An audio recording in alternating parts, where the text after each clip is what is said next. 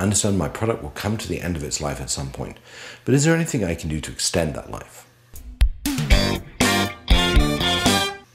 Over the last two episodes, we talked about the product lifecycle and product lifecycle management.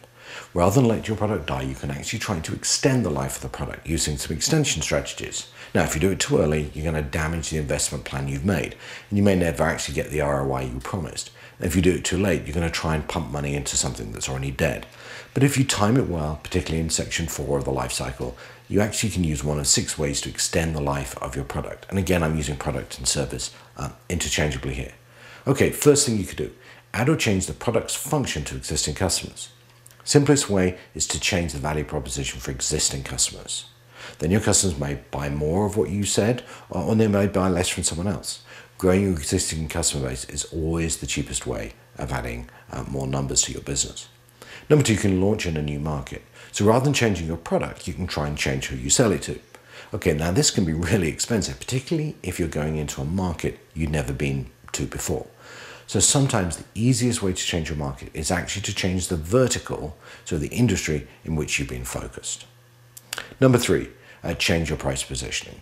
Now, often when you launch new products, you actually set them quite high because you want a premium for a new functional capability. A great way to extract business is to maximize that price. But there comes a point when, if you want to get to the next level of customers, you have to rethink through the pricing and maybe cut the price. And it might open up new opportunities, but of course, in terms of your ROI, it may give you some risks. Number 4, alter your distribution strategy. Many customers look at new channels to get new customers within an existing market. TV home shopping may sound strange, but can be a great way to get to new customers because they can really dedicate time to you and your product. You can exploit the internet for sales. Many people sell online. You could look to someone like Amazon, or you could build your own e-commerce site. That might be changing strategy. Look, there's a warning here. Whichever time you change, whichever channel strategy you change to, make sure you don't compete with your existing channels.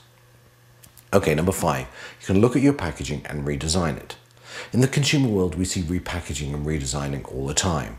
Well, some of us may think it's silly or a fad. Sometimes it can be really important, and you can get yourself into a new segment or a new market or a new theme, low fat, eco, whatever it is, that might bring you new customers as well. Number 6, you can increase your promotional budget. Now, depending on your advertising or your promotional budget and what it is today, you could spend more. Now, it's really hard to get new customers by spending less, but you can really think about what your promotional strategy is and optimize it for the point you are in your market.